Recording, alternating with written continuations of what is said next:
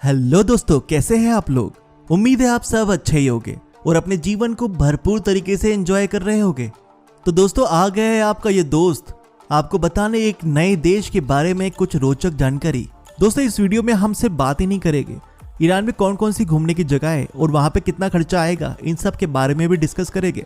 और यही नहीं दोस्तों, हर बार की तरह इस वीडियो में हम एक सवाल भी आपसे पूछेंगे जिसका जवाब आप कमेंट में हमें दे सकते हैं, और जो लगातार हमें जवाब देता रहता है, महीने के आखिरी में हम उन लोगों को अपनी तरफ से कुछ न कुछ ऑफर्स देते रहते हैं। तो आप भी जवाब देते रहिएगा। आज हम जिस देश के बारे में बात करने जा रहे हैं वो भारत का एक बहुत ही अच्छा मित्र है, जिससे भारत बड़ी मात्रा में तेल खरीदता है। दोस्तों, ये एक ऐसा देश है जहाँ पे कुछ घंटे या कुछ दिनों के लिए भी शादी होती है। यहाँ पे कॉन्ट्रैक्ट मैरिज काफी ज्यादा प्रचलित है। ये वो देश है जिसका पर्शियन एम्पायर इतिहास में बहुत ही मशहूर रहा है, और ये वो देश है जिस देश के कालीन दुनिया भर में अपनी उम्दा कारीगरी के लिए जाने जाते हैं। तो आज हम बात करने जा रहे हैं ईरान के बारे में, जिसे पहले पर्शिया के नाम से भी जाना जाता था। दोस्तों, ईरान को ऑफिशियली तो the Islamic Republic of Iran कहा जाता है, पर लोग इसे प्यार से सिर्फ ईरान के नाम से जानते हैं। दोस्तों, ईरान एक वेस्टर्न एशिया का देश है। ये देश अपनी borders Armenia, Azerbaijan, Turkmenistan, Afghanistan, Pakistan, तुर्की और इराक के साथ शेयर करता है, और यहाँ काफी सारी कोस्टल बॉर्डर लाइन भी है, क्योंकि ये Caspian Sea, Gulf of Oman और पर्शियन गल्फ के साथ भी अपनी वाटर बॉर्डर शेयर करता है। दोस्तों, ये देश चारों तरफ से पहाड़ों से घिरा हुआ है। यहाँ काफी सारे पहाड़ है और देश के लगभग बीच में साल्ट डेजर्ट यानी कि नमक का रेगिस्तान है, जिसके कारण इस एरिया में आपको ज्यादा पॉपुलेशन नजर नहीं आएगी। यहाँ अधिकतर लोग सॉल्ट डेजर्ट के एरिया को छोड़कर दूसरे शहरों में रहना ज्यादा पसंद करते हैं। इसी कारण यहाँ की राजधानी तेहरान यहाँ का सबसे बड़ा शहर भी है, और ये वेस्टर्न एशिया का सबसे ज्यादा जनसंख्या वाला शहर है। यहाँ कम से कम 90 लाख लोग रहते हैं। दोस्तों, तेहरान देश के इकोनॉमिकल और कल्चरल हब भी है। दोस्तों, ये देश ईरान जनसंख्या और एरिया के मामले में दुनिया का 17वां सबसे बड़ा देश है, जिसकी जनसंख्या करीबन 8.5 करोड़ है, और इसका टोटल एरिया करीबन 16,48,195 स्क्वायर किलोमीटर का है, जो इसे मिडिल ईस्ट का दूसरा सबसे बड़ा देश भी बनाता है। दोस्तों, इस देश में काफी सारी भाषाएं बोली जाती है, जैसे पर्शियन, अजरबैजानी, कुर्दिश, गोलक, लूरी, बालूची, अरबिक, अर्मेनियन और जॉर्जियन। यहाँ की आबादी में 61% लोग पर्शियन मूल के हैं, 16% अजरबैजानी, 10% कुर्द, 6% लूर, 2% तर्कमैन, 2% बलोच और 2% अरब। और अगर मैं धर्म के लिहाज से बात करूं तो इस देश में करीबन 99.4% लोग इस्लाम धर्म को मानते हैं, जिनमें से 89% लोग शिया मुस्लिम हैं और बाकी के 11% लोग सुन्नी मुस्लिम।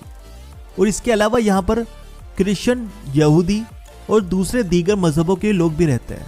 दोस्तों, मैं आपकी जानकारी के लिए एक और बात बता दूं, ये पूरी दुनिया में शिया मुस्लिम समुदाय का सबसे बड़ा देश है, और इस देश की लड़ाई अक्सर टर्की और सऊदी अरब जैसे सुन्नी मुस्लिम देशों के साथ चलती रहती है। और हाँ, लड़ाई से याद आया, इसके मनभेद अक्सर अमेरिका के साथ भी होते हैं। और वो क्यों? क्योंकि भाई इराक और ईरान युद्ध में अमेरिका ने इराक का साथ दिया था जब सद्दाम हुसैन ने ईरान पर हमला किया था, तो आखिर मनभेद तो हो गए ही ना। और आपकी जानकारी के लिए एक और बात, हमने आपको अभी बताया था कि ईरान देश पहाड़ों से घिरा हुआ है, और इस चीज की खासियत यह है कि कोई भी देश ईरान में घुसपैठ नहीं कर सकता। और नुकसान यह है कि इन पहाड़ों के कारण यहाँ काफी ज्यादा भूकंप भी आते हैं। दोस्तों, यहाँ रहने वाले लोगों को आप ईरानियन और पर्शियन कह सकते हैं। ईरान का कुल जीडीपी करीबन $611 बिलियन है, और यहाँ की इकोनॉमी मेनली ऑयल और नेचुरल गैस पर निर्भर है। यहाँ केमिकल्स, फ्रूट्स, प्लास्टिक्स का भी काफी नाम है। ये यहाँ के मेन एक्सपोर्ट्स गुड्स है। दोस्तों, दुनिया के 10% ऑयल रिजर्व्स ईरान में है, जो कि दुनिया में चौथे नंबर पे आते हैं। मगर एक खास बात दोस्तों, इतना सब होने के बाद भी ईरान की करेंसी बहुत ही कम है। यहाँ की करेंसी को ईरानियन रियाल कहा जाता है, जो दुनिया से कमजोर तो है ही, बल्कि भारत से भी बहुत ज्यादा कमजोर है। अगर आप 1 रुपये भारत के लेके जाएंगे वहां, तो वो कन्वर्ट हो जाएगा करीबन 565 ईरानियन रियाल पे। मतलब आप भारत में भले ही गरीब हो, ईरान में आप करोड़पति ही होगे। और ये दुनिया की सबसे कमजोर करेंसी है दोस्तों, ईरान का टाइम जोन है GMT + 330, जो कि इंडिया के टाइम जोन से करीबन 2 घंटे पीछे है। दोस्तों, कालीन का नाम सुनकर आपके दिमाग पर 2 ही चीजें आती होगी ना। एक तो हमारे मिर्जापुर के प्यारे कालीन भैया, जो जल्दी हमें सीजन 3 में देखने को मिलेंगे, और दूसरे पर्शियन कालीन, जो दुनिया में बेहद मशहूर है। पर आपको जान के हैरानी होगी कि इन सुंदर कालीन में भी एक छोटी सी गलती कर दी जाती है, और वो भी जानबूझकर। दोस्तों देखने में तो ये कालीन कारीगरी का बहुत ही उम्दा उदाहरण है, जिसके अंदर आप गलती पकड़ ही नहीं सकते, मगर बनाने वाले इस कालीन में एक छोटी सी गलती जानबूझ के कर देते हैं। हमारे देश में कहा जाता है ना, काला टीका लगा लो नजर नहीं लगेगी। उसी तरह से ये अपनी कारीगरी में छोटी सी गलती करके उस पर एक तरह का काला टीका भी लगा लेते हैं। और इनका मानना है कि वो ऐसा इसलिए करते हैं क्योंकि इस संसार में कोई भी मनुष्य एकदम परफेक्ट चीज नहीं कर सकता। एकदम परफेक्ट चीज करने का सिर्फ हक भगवान यानी कि अल्लाह का है, और इंसान से कोई ना कोई तो गलती होती ही है। तो इंसान की बनाई हुई चीज एकदम परफेक्ट कैसी हो सकती है? वाह भाई वाह, ये विचार तो उनके काफी अच्छे हैं। मैं तो समर्थन करता हूँ ऐसे विचारों का। ऐसे विचार हमारे अंदर आए तो कभी घमंड नहीं आएगा हमें अपनी कारीगरी पर। दोस्तों ये लोग अपनी कारीगरी के मामले में बिल्कुल डाउन टू अर्थ है, मतलब इतने परफेक्ट होने के बावजूद भी अपनी कारीगरी को लेकर कोई घमंड नहीं। और इसका सबसे बड़ा उदाहरण मैं आपको देता हूँ। क्या आपको मालूम है दुनिया का सबसे बड़ा हाथों से बुना हुआ कारपेट किस देश का है? तो दोस्तों ये कलाकार देश और कोई नहीं, ईरान ही है। यहाँ के अली खालिकी नाम के आर्टिस्ट ने ये कारपेट बनाया है। ये कारपेट अबू धाबी के ग्रैंड मॉस्क के लिए बनाया गया था। ये कलाकारी गिनीज वर्ल्ड रिकॉर्ड में भी दर्ज है। और हम आपको बता दें, अबू धाबी फैक्ट्स के ऊपर हमने जो वीडियो बनाई है उसमें इस मस्जिद का जिक्र है, जिसने अपने नाम इस कारपेट के साथ साथ और भी बहुत सारे गिनीज वर्ल्ड रिकॉर्ड्स भी नाम कर रखे हैं। दोस्तों ईरान के कुछ हिस्सों में रेगिस्तान है, ये तो हमने आपको पहले भी बता दिया, पर आप एक और चीज जान लीजिए कि यहाँ कुछ जगह पहाड़ और कुछ जगह डेजर्ट होने के कारण यहाँ का क्लाइमेट भी अलग होता है। जब आप कैस्पियन सी की तरफ जाएंगे, जैसे तेहरान शहर की तरफ, तो वहाँ हल्की ठंडक होगी और साउथ रीजन में हॉट एंड ड्राई क्लाइमेट रहता है। बिल्कुल वैसा ही दोस्तों, जैसे आप कश्मीर में जाएंगे तो ठंडक होगी और कन्याकुमारी में जाएंगे तो मौसम काफी गर्म आपको देखने को मिलेगा। यहाँ पे गर्मियों में बहुत ज्यादा तपती हुई गर्मी पड़ती है और ठंड में बहुत ज्यादा कड़कड़ाती हुई ठंड। दोस्तों इरानियन सिविलाइजेशन दुनिया की सबसे पुरानी सिविलाइजेशन में से एक है, जो लगभग 4000 ईसा पूर्व के आसपास थी। दोस्तों ईरान में अच्छा दिखने का काफी चलन है। माना कि यहाँ की महिलाएं दुनिया की उन महिलाओं में शामिल है जो सबसे ज्यादा हिजाब या बुर्का ओढ़ती है और बिना बुरखे या हिजाब के बाहर नहीं निकलती। फिर भी उनको अपना चेहरा दिखाने की इजाजत है, तो उस चेहरे को ही प्लास्टिक सर्जरी करके और खूबसूरत बना लेते हैं यहाँ के लोग। यहाँ नोज सर्जरी काफी प्रचलित है। आपको वहाँ सड़क पे चलते अक्सर ऐसे पुरुष और महिलाएं मिल जाएंगे जिनकी नाक पर बैंडेज लगी रहती है, यानी वो अभी अभी नोज सर्जरी करवा कर आए हैं। दोस्तों ईरान में सिर्फ नोज सर्जरी ही नहीं, ईरान में सेक्स चेंज ऑपरेशन भी काफी ज्यादा कराए जाते हैं, क्योंकि ईरान में सेम सेक्स मैरिज अलाउड नहीं है, यानी कि आप अपने सेम जेंडर के साथ शादी नहीं कर सकते। और इस देश में होमोसेक्सुअलिटी को बहुत बड़ा अपराध समझा जाता है, जिसकी सजा मौत भी हो सकती है। और इसी डर के कारण यहाँ पे सेक्स चेंज करवाने वालों की संख्या काफी ज्यादा है। और मैं आपको बता दूं, दुनिया में थाईलैंड के अलावा ईरान एक ऐसा देश है जहाँ सबसे ज्यादा सेक्स चेंज ऑपरेशन कराए जाते हैं। दोस्तों वीडियो की शुरुआत में मैंने आपको बताया था, हमारे भारत के सबसे अच्छे दोस्तों में से एक है ईरान। और दोस्तों ईरान के चाबहार पोर्ट पे भारत सरकार बड़ी मात्रा में इन्वेस्ट भी कर रही है, और फिलहाल उसने $8 बिलियन इन्वेस्ट करने का एग्रीमेंट साइन किया हुआ है। और ये भारत की तरफ से बहुत ही अच्छी स्ट्रेटेजिक प्लानिंग भी कही जा रही है, क्योंकि पाकिस्तान के बीच में होने के कारण हमारा सेंट्रल एशिया के देशों के साथ ट्रेड रिलेशन स्टेब्लिश नहीं हो पाता, जैसे रशिया, आर्मेनिया, अजरबैजान। और इसी कारण भारत ने डिसाइड किया है कि ईरान के चाबहार पोर्ट में इन्वेस्ट करने से हमारे ईरान के साथ साथ दूसरे देशों से भी अच्छे ट्रेड रिलेशन स्टैब्लिश हो सकेंगे। दोस्तों शादी के बारे में ईरान के काफी ज्यादा अलग अलग ख्यालात है। ईरान के अंदर आदमी 4 औरतों के साथ शादी कर सकता है, यानी कि यहाँ पॉलीगामी भी अलाउड है। और आपको जान के हैरानी होगी कि यहाँ पे कॉन्ट्रैक्ट मैरिज भी अलाउड है। जी हाँ दोस्तों, यहाँ पे आप कुछ समय के लिए, यानी कि चंद घंटों, चंद दिनों या चंद सालों के लिए भी शादी कर सकते हैं। इस शादी को मुताहा कहा जाता है और यहाँ पे इस चीज की परमिशन दी जाती है। ईरान में शादी करने की पुरुषों की उम्र 15 साल और महिलाओं की 13 साल है। शादी करने की सबसे कम उम्र में से एक है। दोस्तों शादी के लिए यहाँ पे एक बहुत ही अजीब नियम भी है।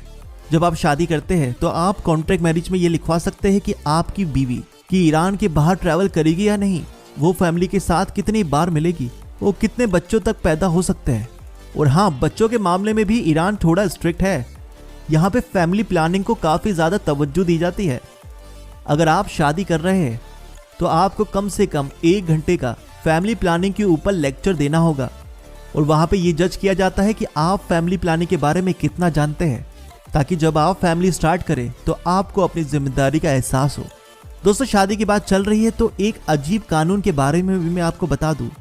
दोस्तों दुनिया भर में एक कानून बहुत ही गलत बना था जिसको कहा जाता है मैरी योर रेपिस्ट लॉ। इस कानून के अनुसार अगर बलात्कार हुई लड़की के साथ विवाह यानी शादी कर लेता है तो वो सजा से मुक्त हो जाता है। और ये कानून दुनिया के अलग अलग देशों में, हमारे भारत के ही कुछ गांवों में फॉलो किया जाता था, लेकिन इस पर बहुत सारे देशों ने और हमारे भारत में भी पाबंदी लगा दी गई और ये काला कानून खत्म हो गया। लेकिन फिर भी कुछ देशों में आज भी ये फॉलो किया जाता है और ईरान उन देशों में से एक है। लेकिन अब ईरान में भी इस कानून को खत्म करने की मांगे उठ चुकी है। इस कानून के अनुसार अगर किसी लड़की का रेप ईरान में हो जाता है तो वहां की पुलिस उस बलात्कारी के साथ उसकी शादी करवा देती है और ये भी प्रावधान है कि वो बलात्कारी तुरंत ही उस लड़की को तलाक भी दे दे। यानी कि ये कोई कानून नहीं हुआ दोस्तों, ये तो बलात्कार करने का लाइसेंस हो गया। और इस काले कानून को ईरान जितनी जल्दी हो सके खत्म कर दे वही बेहतर है। और बलात्कारी को तो एक ही सजा देनी चाहिए दोस्तों, वो है सजाए मौत, और वो भी जितनी जल्दी हो सके उतनी जल्दी। दोस्तों वैसे तलाक शब्द से याद आया, ईरान में तलाक भी बहुत ज्यादा होते हैं। माना जाता है कि ईरान में कुंवारी लड़कियों से ज्यादा तलाकशुदा लड़कियां आपको देखने को मिल जाएगी। दोस्तों जिस तरह हमारे देश में क्रिकेट खेला और पसंद किया जाता है, वैसे ही ईरान में सॉकर यानी कि फुटबॉल खेला जाता है। और यहाँ की टीम ने एशियन कप 3 बार जीता है और वर्ल्ड कप में 3 बार फाइनलिस्ट बन चुकी है। इतना पसंद करते हैं यहाँ के लोग ये खेल। दोस्तों चलिए अब कुछ खर्चों की बात कर लेते हैं और आपको बताते हैं अगर आप ईरान जा रहे हो घूमने के लिए तो आपको क्या क्या खर्चा आएगा। सबसे पहले दोस्तों जिस भी देश हम घूमने जाते हैं वहाँ पे हमें लगता है वीज़ा। और पहले तो ईरान का वीज़ा लेना बहुत ही मुश्किल हुआ करता था। वहाँ के लिए हमें इन्विटेशन लेटर चाहिए होता था। फिर वीज़ा फीस के लिए कॉन्सुलेट से संपर्क करो, मतलब इन्विटेशन लेटर के लिए भी आपको अलग से 1000 से 2000 रुपये देना होते थे। और साथ ही साथ वीज़ा फीस करीबन 4800 रुपये का खर्च आता था। और बहुत सारी झंझट भी होती थी कि भाई फ्लाइट बुक करो, कुछ करो, बाद में वीज़ा अप्रूव नहीं हुआ तो हमें बहुत ज़्यादा नुकसान भी हो सकता है। लेकिन अब जैसे कि हमने बताया कि ईरान भारत का दोस्त है तो उसने भारतीयों को वीज़ा ऑन अराइवल देना भी शुरू कर दिया है। अब आप अपनी फ्लाइट बुक कीजिए, ई वीज़ा ईरान की ऑनलाइन वेबसाइट पर फॉर्म भरिए और सीधा निकल जाइए। और वहाँ जाके आपको पेमेंट करना होगी करीबन 90 यूरोज यानी कि 7300। फ्लाइट्स की बात करूँ तो ईरान की फ्लाइट्स आपको 30 से 40 हज़ार के बीच में मिल जाएगी। और वहाँ पे रहना और घूमना काफ़ी सस्ता है क्योंकि वहाँ की करेंसी काफ़ी कम है, इसलिए आपको अच्छे से अच्छा होटल 2,500 से 3,000 में मिल जाएगा। और अगर आप हॉस्टल लेना चाहते हो तो आपको ईरान में 200 से लेकर 500 तक अच्छे से अच्छे हॉस्टल्स मिल जाएंगे। खाना पीना आप एक दिन का 500 से 600 मान के चलिएगा। और ट्रांसपोर्टेशन या तो आप पब्लिक ट्रांसपोर्ट यूज़ करें या गाड़ी हायर कर लिए, दोनों ही वहाँ पे आपको सस्ता मिल जाएगा। यानी कि ईरान में अगर आप सोलो जा रहे हो और बजट ट्रिप पे हो तो 50 से 60 हज़ार के अंदर अपनी ट्रिप सफल कर पाओगे। दोस्तों अगर हम जा ही रहे हैं तो बात कर लेते हैं कि वहाँ पे कौन से शहर है या कौन सी जगह है जहाँ पे हमें घूमना चाहिए। तेहरान ईरान की राजधानी और यहाँ का सबसे बड़ा शहर। यह हमारे मुंबई की तरह ही भागता दौड़ता शहर है जहाँ तरक्की की रेस लगी हुई है। पर इस शहर में कुछ सुकून के पल भी है जो यहाँ के टूरिस्ट डेस्टिनेशन में आपको देखने को मिलेंगे। इस शहर की सुंदरता यहाँ के अल्बोस माउंटेन से और बढ़ जाती है। यहाँ आपको एक तरफ हिस्टोरिकल मॉन्यूमेंट्स मिलेंगे तो दूसरी तरफ सुंदर स्काईलाइंस जो मॉडर्न आर्किटेक्चर का सबूत है। यहाँ आप the grand bazaar, national museum of Iran, Golestan palace, Sadabad complex जैसी जगहों पर घूम सकते हैं। तबरीज नॉर्थ वेस्ट ईरान का सबसे ज्यादा जनसंख्या वाला शहर जिसे हिस्टोरिकल कैपिटल के नाम से भी जाना जाता है। यह आबादी के लिहाज से ईरान का 5वां सबसे बड़ा शहर है। यहाँ के तापमान के कारण इस शहर को समर रिजॉर्ट माना जाता है। इस देश को 2015 में वर्ल्ड कारपेट वीविंग सिटी के नाम से भी नवाजा गया था वर्ल्ड क्राफ्ट काउंसिल द्वारा।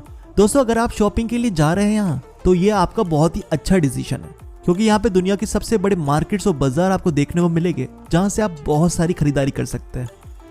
और इसी के साथ साथ यहाँ के ब्लू मॉस्क, बाजार ऑफ तबरीज, अजरबैजान म्यूजियम, इन जगहों पर घूम भी सकते हैं। शिराज पर्शियन एम्पायर के सबसे पुराने शहरों में से एक है शिराज। ये जगह अपने पोइट्स, लिटरेचर, वाइन और फूलों के लिए मशहूर है। मेरे ख्याल से ये एक डेडलीस्ट कॉम्बिनेशन है दोस्तों। ईरानी शहर को सिटी ऑफ गार्डन्स भी कहते हैं क्योंकि यहाँ काफी सारे गार्डन्स और घने पेड़ आपको देखने को मिलेंगे। जिसका एक शानदार एग्जाम्पल है इरम गार्डन। आपके घूमने के लिए और यहाँ की बेस्ट टूरिस्ट प्लेसेस में से एक है Imamzadeh, Delgosha garden, Qavam house, Nasir al mosque, arms museum, tomb of Saadi, Luna park, जहां आप बहुत सारे मस्ती के पल बिता सकते हैं। मशहद, ये तेहरान के बाद ईरान का दूसरा सबसे बड़ा शहर है। ये जगह एक धार्मिक स्थल के तौर पर भी मानी जाती है। यहाँ पे आपको बहुत सारी धार्मिक जगह मिलेगी और यहाँ पर टाइम बिताना टूरिस्ट काफी ज्यादा पसंद भी करते हैं। यहाँ का कल्चर और हिस्टोरिकल इवेंट्स लोगों को अपनी ओर आकर्षित करता है। यहाँ के कारपेट और सैफरन मार्केट भी इस जगह की शान और बढ़ा देते हैं। यहाँ की प्रोमिनेंट टूरिस्ट प्लेसेस है इमाम रेजा श्राइन, बाबा गोदरा टूरिस्ट कॉम्प्लेक्स, गोल्डन आर्च। दोस्तों इसी के साथ आप ईरान में इस्फहान, कशन, अहवाज जैसे सुंदर शहरों में भी घूम सकते हैं। चलिए दोस्तों आप चलते हैं और चलते चलते आपसे एक सवाल करते हैं। भारत जो ईरान की एक बंदरगाह पे इन्वेस्ट कर रहा है, उस बंदरगाह का नाम क्या है? मुझे कमेंट करके जरूर बताएं और मिलते हैं नेक्स्ट वीडियो पे कुछ अनूठे फैक्ट्स के साथ। तब तक के लिए tata, bye bye, see you और सयोनारा।